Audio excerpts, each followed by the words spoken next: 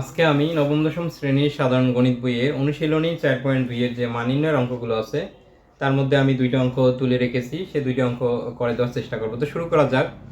অঙ্কটা বলা আছে, তার মধ্যে আগে আমি দুইটা সূত্র আগে জানাই। দেখো, এই অঙ্ক দুইটা করার আগে আমাকে জানতে হবে যে log a two the power a is equal to 1, মানে বেস এবং যদি পাওয়ার বা সূচক যদি একই হয় সেক্ষেত্রে হবে 1। আরেকটা আছে লগ এ এম আর, 1 2 3টে যদি হয় তাহলে আমাকে লিখতে হবে এই আরটা প্রথমে আসতে হবে, আর থাকতেছে আমার log a to the power m. তাহলে এইভাবে আমাকে লিখতে হবে। আরেকটি সূত্র আছে, এটা যদি থাকে তাহলে উপরে হবে 1, এই জায়গাটার মধ্যে যা থাকবে তাই আমাকে লিখতে হবে। তো দেখো, তা আমি এই অঙ্কটা করার সলিউশন করি। সলিউশনটা আছে লগ 3 টু দি পাওয়ার 81।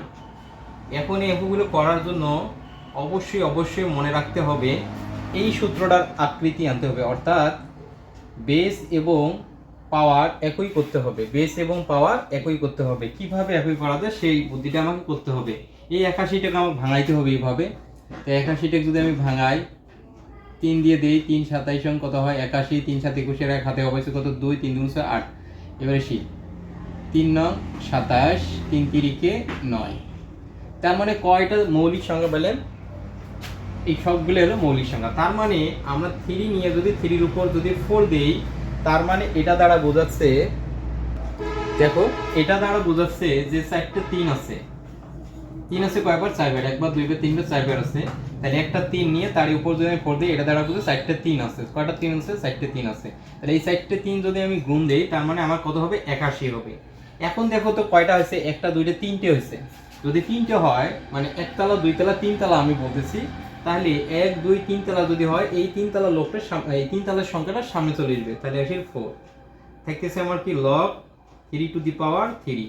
এখন একটা সূত্র দেখো, এই যে আমি সূত্রটা লিখছি যে log a to the power A is equal to 1, অর্থাৎ বেস এবং পাওয়ার যদি একই হয়, তাহলে সেক্ষেত্রে আমরা কি লিখতে পারি? 1 লিখতে পারি।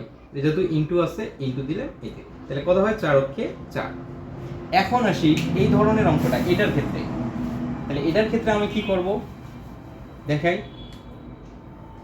এটা হলো উত্তর আমার। এটার ক্ষেত্রে কিভাবে কাজ করব দেখো। সলিউশনটা লগ 5, এই 5 আছে তার উপর কি, মানে ঘন কিউব যেটাকে আমরা বলি, এটাকে দেখো ঘন আছে। তো দেখো লগ এই 5 ঠিক আছে, বেস এই 5 ঠিক আছে। আমরা একটু আগের মধ্যে একটা সূত্র শিখছি যে n রুট মানে কি 1/n। তাহলে এই জায়গাটা যা আছে তাই আমাকে নিচে রাখতে হবে হর আকারে। তাহলে দেখো উপরে থাকবে 1, নিচে থাকবে কি 3। এই জায়গার মধ্যে যা আছে তাই আমাকে কিন্তু নিচে দিতে হবে। এখন আসি কয়তলা হয়েছে? একতলা, দুইতলা, তিনতলা। তাহলে এই যে তিনতলার জিনিসটা কোথায় চলে আসবে? সামনে চলে আসবে। তাহলে 1/3। আর থাকতেছে আমার কি? লগ 5 টু দি পাওয়ার 5। তাহলে আমরা একটা সূত্র জানি যে এই log a to the power A is equal to কি জানি? 1। তার মানে এই পাওয়ার মানে বেস এবং পাওয়ার যদি একই হয় সেক্ষেত্রে কি হয়? 1 হয়। তাহলে এটা টোটালটা মিলিয়ে এটা হলো 1। তাহলে এক অক্ষে 1 আর নিচের মধ্যে 3 যা আছে তাই। এটা হলো আমার কাঙ্ক্ষিত উত্তর। আশা করি অঙ্কটা বোঝা যাচ্ছে।